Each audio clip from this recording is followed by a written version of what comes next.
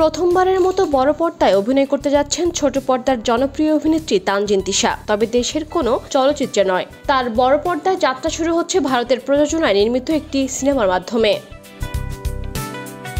পশ্চিমবঙ্গের টলিউড ইন্ডাস্ট্রির রোমান্টিক ঘরানার ছবি ভালোবাসার মরশুমে অভিনয় করবেন তানজিন তিশা। সিনেমাটিতে তার সহশিল্পী হিসেবে থাকছেন বাংলাদেশের খায়রুল বাশার এবং বলিউডের জনপ্রিয় অভিনেতা শারমন জোশী।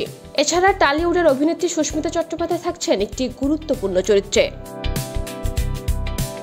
সিনেমাটি পরিচালনা করছেন এম.এন. রাজ, যিনি এর আগে জিৎ অভিনীত রাবণ পরিচালনা করে প্রশংসা কুড়িয়েছিলেন। চিত্রনাট্য অনুযায়ী ছবিতে শারমন জোশীকে দেখা যাবে প্রফেসর আবির চরিত্রে এবং তিশাকে দেখা যাবে কলেজ ছাত্রী হিয়া চরিত্রে। সিনেমার শুটিং শুরু হবে সেপ্টেম্বরের শুরুতে। দার্জিলিংয়ে হবে ছবির বেশিরভাগ দৃশ্য ধারণ, আর কিছু দৃশ্য ধারণ করা হবে মুর্শিদাবাদে। এ বিষয়ে তানজিন তিশা এখনো কোনো মন্তব্য করেননি। তবে খায়রুল বাশার বলেন, সব অভিনেতারই বড় পর্দায় কাজের স্বপ্ন থাকে। চিত্রনাট্য পড়ে আমার মনে হয়েছে এটি টলিউডের অভিষেকের জন্য দারুণ একটি কাজ হতে যাচ্ছে।